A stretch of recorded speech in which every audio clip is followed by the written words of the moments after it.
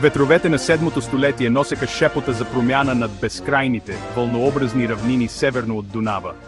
Те говореха за народ, прогонен от земите си, за велика сила, която е разкъсана, но не и сломена. Това беше историята на българите, горд и устойчив номадски народ, воден от могъщия хан Кубрат. Неговата държава, Стара Велика България, беше сила, с която всички се съобразяваха, светлина на стабилност сред нестихващите бури на властта. Но след смъртта му, тази мощна конфедерация се разпадна под безмилостния натиск на хазарите, разпръсквайки синовете му и народа му към четирите края на света, всеки търсещ нова съдба, нов дом, в който да възроди славата, която някога е била тяхна. Сред тези синове беше Аспарух, водач с визия толкова остра, колкото и мечът му, и с решителност, непреклонна като планините, които един ден щеше да нарече свой. Той не гледаше назад с тъга към загубеното. Вместо това погледът му беше вперен напред, към бъдещето, към хоризонта на юг. Той поведе народа си, прабългарите, на велико преселение, пътешествие не на поражение, а на цел. Пресекоха могъщия Дунав, този бурен поток на история и съдба, и стъпиха на земите на Византийската империя. Това не беше просто набег или мимолетно нашествие. Това беше премерен, обмислен първи ход към основаването на нова държава, царство, което ще просъществува векове наред. Годината 681 остава като монументален стълб в катедралата на българската история. Това беше годината, в която най-могъщата империя на света, Византия, беше принудена да признае съществуването на нова държава на самия си праг. След решителната битка при Онгъл, където войните на Аспарух показаха стратегически гений и непоколебима смелост, император Константин IV Погонът нямаше друг избор, освен да подпише мирен договор. Това беше не просто примирие, това беше официално признание. Това беше актът за раждане на първото българско царство. Документ, подписан не само с мастило, а с кръвта, потта и несломимата воля на народ, решен да издълбае собственото си наследство в анали на времето. Това беше началото. Нова сила се беше появила на Балканите, сливане на култури и народи, обречени на величие. Хан Аспарух, с прозорливостта и лидерството си, не просто завладя земя, той положи самия камък на бъдещата империя. Основава столицата си в Плиска, град, който ще израсне от укрепен лагер до кипящ център на нова цивилизация. Основата беше положена, здрава и дълбока, готова да понесе тежестта на славната бурна и вдъхновяваща история, която предстоеше. Семената на една нация бяха посяти в плодородната почва на Балканите и бяха готови да пораснат. Земите южно от Дунав не бяха празни. В продължение на векове, те бяха дом на множество славянски племена, народ дълбоко свързан с земята, със свои обичаи, език и социален ред. Когато хан Аспарух и неговите български войни пристигнаха, те не заличиха просто тези, които вече бяха там. Вместо това започна сложен и завладяващ процес на интеграция. Това беше среща на два напълно различни свята. Номадската, строго организирана военна структура на българите и уседналото земеделско общество на славяните. Това не беше сблъсък, обречен на разрушение, а сливане, което щеше да създаде нещо съвсем ново и силно, уникален синтез на качества. В началото отношенията бяха въпрос на необходимост. Славяните, често подложени на византийски набези и политически натиск, откриха в българите могъщ съюзник, щит срещу мощта на източната Римска империя. Българите от своя страна осъзнаха стратегическото предимство да имат многобройното славянско население на своя страна. Този съюз, роден от взаимна изгода, бързо започна да се превръща в нещо много по-дълбоко. Това беше прагматично партньорство, което положи основите на споделена идентичност, бавно, но сигурно сливане на два народа в един. Българите дадоха военната и административната рамка, скелета на държавата, а славяните – нейната плът и кръв.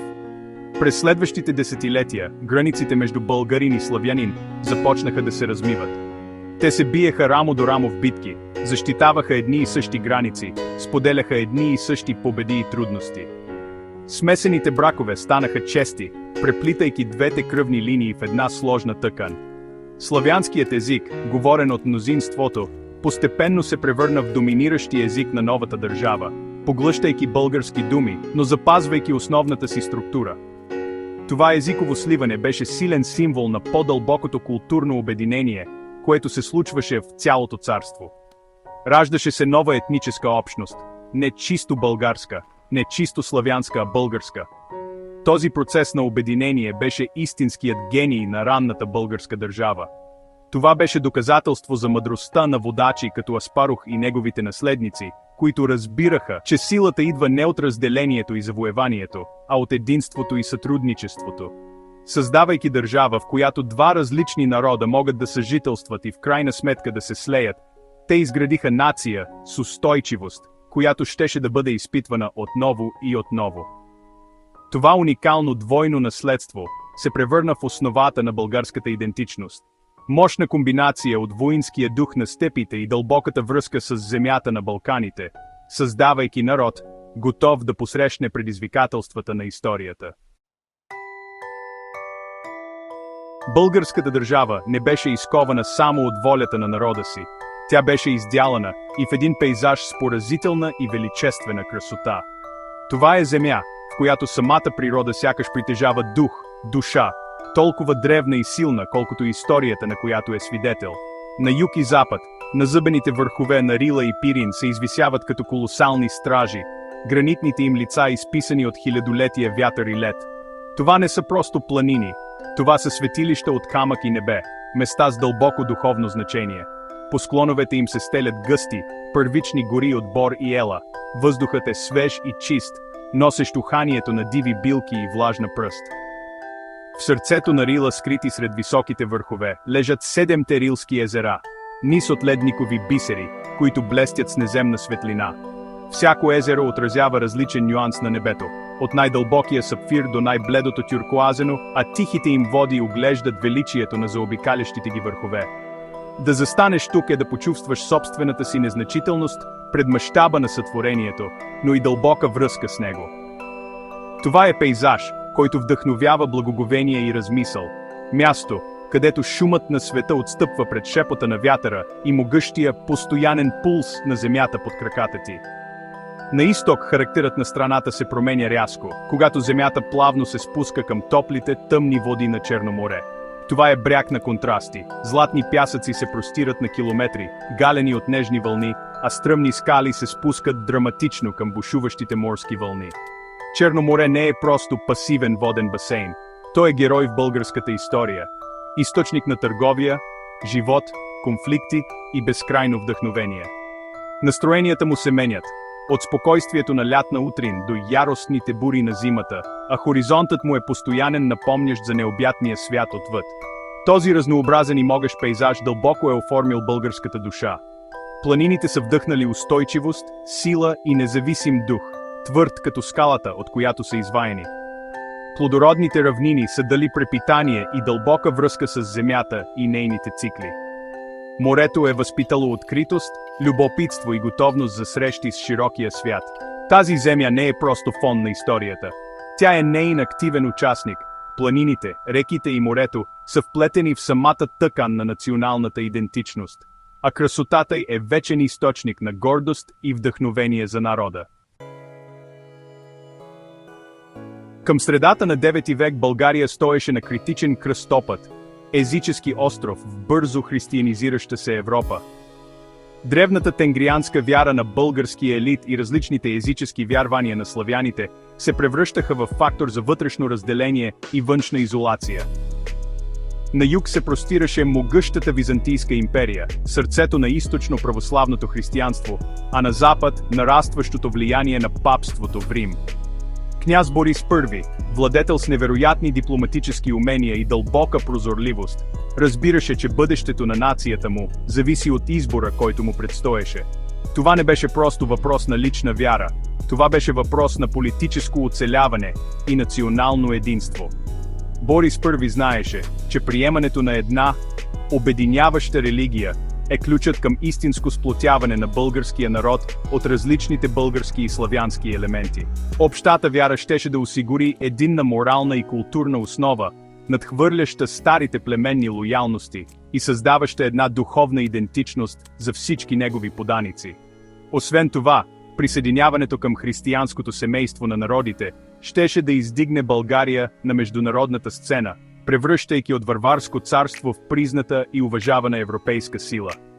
Решението за християнизация беше майсторски ход на държавническо изкуство, премерен ход за осигуряване на бъдещето на нацията и утвърждаване на нейното място в света.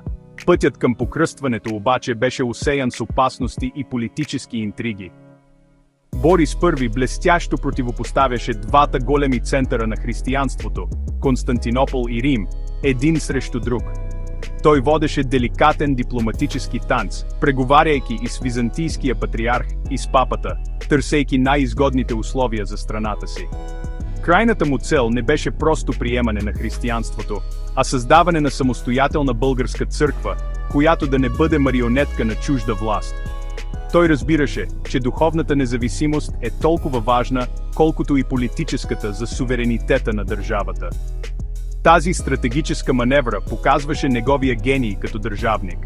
През 864 година княз Борис I взима съдбоносното решение, и той и дворът му приемат източно православната вяра, като самият византийски император става негов кръстник. Този акт разтърси царството, довеждайки до езическо въстание сред част от болярската аристокрация, която се страхуваше да не загуби старите си привилегии и начин на живот. Борис I потуши бунта с безпощадна решителност, сурова, но необходима мярка, за да гарантира необратимия път на нацията си. Покръстването на България беше повратен момент, второ основаване на държавата, което проправи пътя за безпрецедентен културен и духовен разцвет, който скоро щеше да последва. Приемането на християнството беше огромна стъпка, но княз Борис I осъзнаваше, че това е едва началото. Истинската духовна и културна независимост не можеше да бъде постигната, докато народът му трябваше да се моли и да чете свещените писания на чужд език – гръцки. Византийското духовенство, което бе пристигнало в България, донесе със себе си не само Божието Слово, но и мощното културно влияние на тяхната империя. Борис I разбра, че за да изгради наистина уникална българска идентичност, народът му се нуждаеше от собствен книжовен език. Трябваше да могат да общуват с Бога и помежду си на езика на собствената си земя, на славянския говор, използван от огромното мнозинство негови поданици. Отговорът на това дълбоко предизвикателство дойде чрез делото на двама византийски братя – светите Кирил и Методий.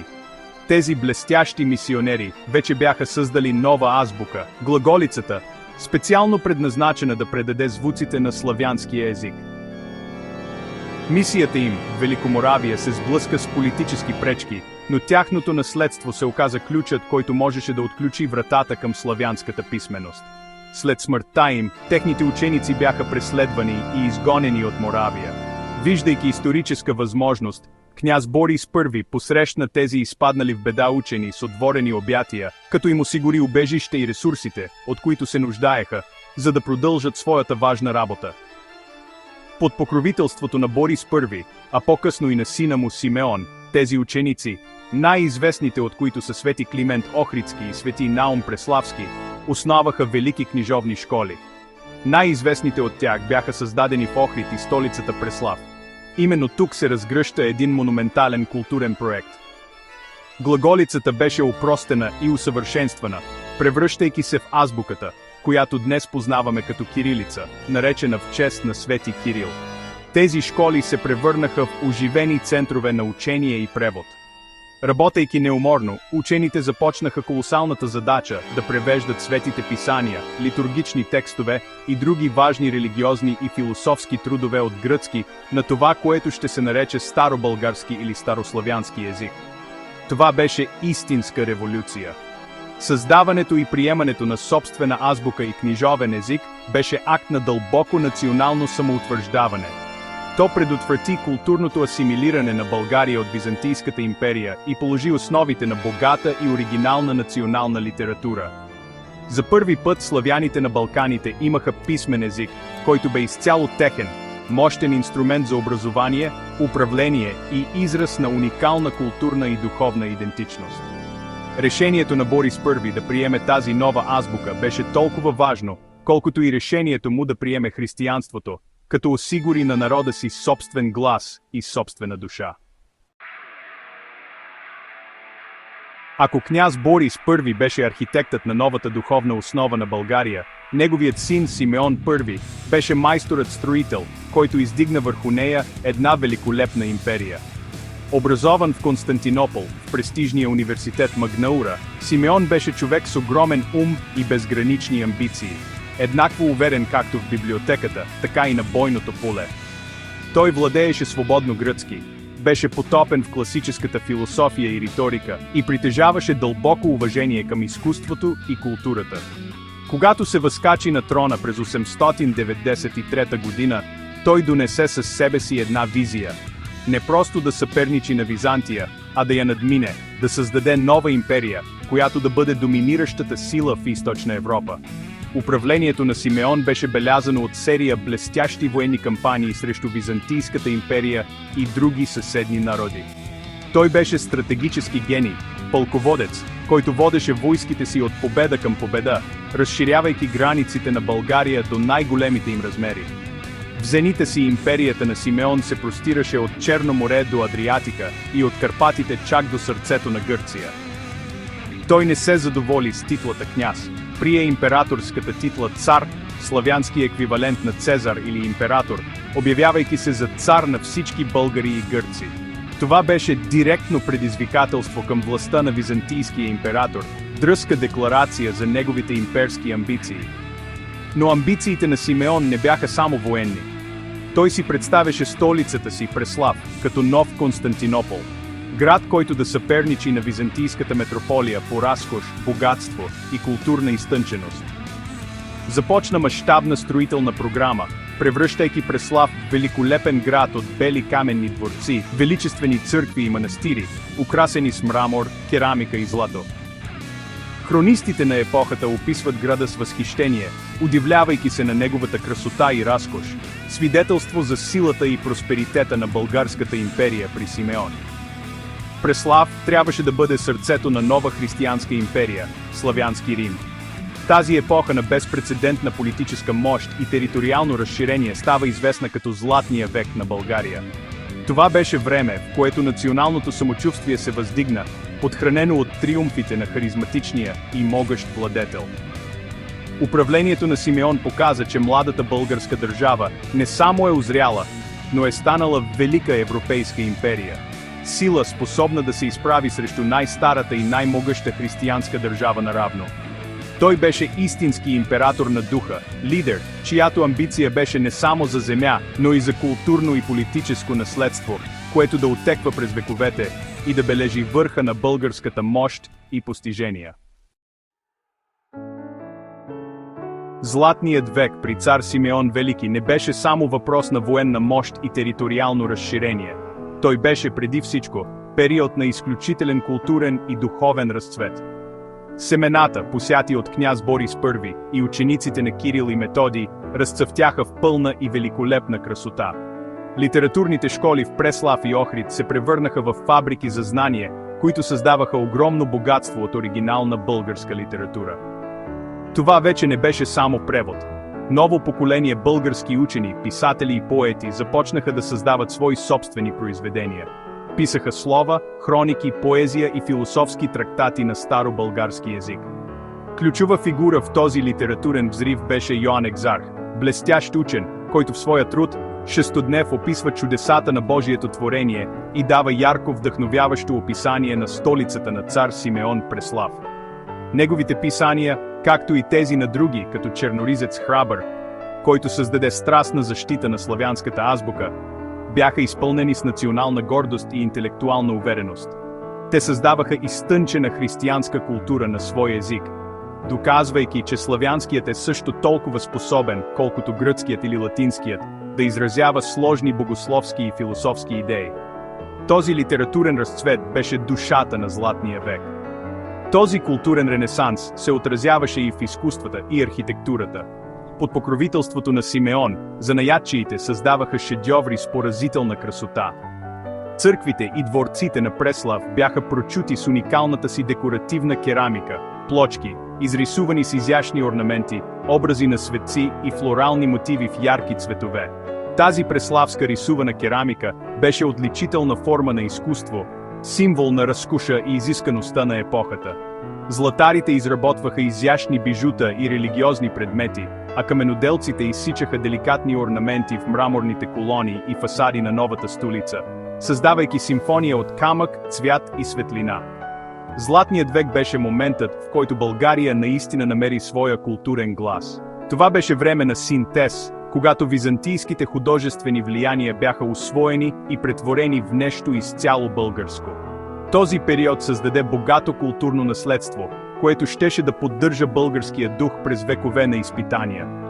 Книгите, написани тогава, църквите, построени, и изкуството, сътворено при Симеон, станаха еталон за национални постижения, силно напомняне за време, когато България не беше просто силно царство, а сияен център на знание и творчество, който осветяваше целия славянски свят.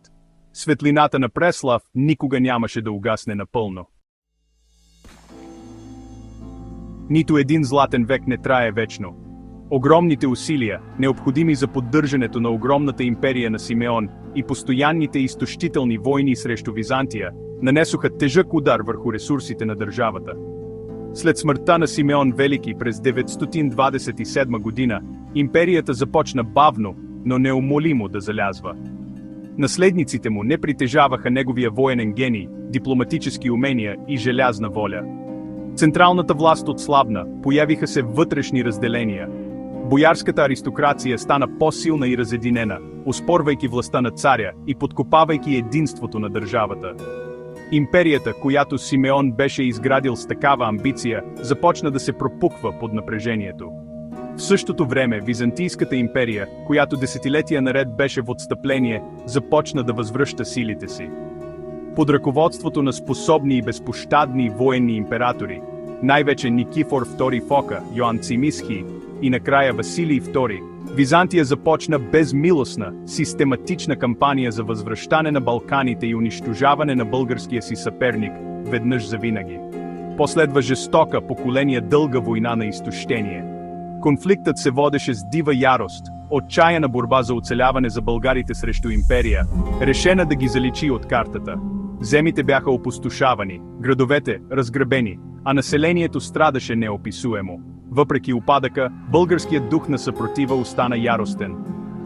Последните десетилетия на Първото българско царство бяха доминирани от героичната и трагична фигура на цар Самуил. Той премести центъра на държавата на запад, със столица в Охрид, и в продължение на десетилетия водеше блестяща и отчаяна война срещу огромната мощ на Василий II. Самуил беше забележителен воин, водач, който въплъщаваше несломимата устойчивост на своя народ. Той нанесе няколко поражения на византийците и успя да възстанови голяма част от изгубените територии, борейки се неуморно за независимостта на България срещу невъзможни шансове. Краят настъпи през 1014 година при трагичната битка при Ключ, известна още като битката при Беласица. Василий II, който ще получи зловещото прозвище «Българоубиец», обкръжи и унищожи главната българска армия.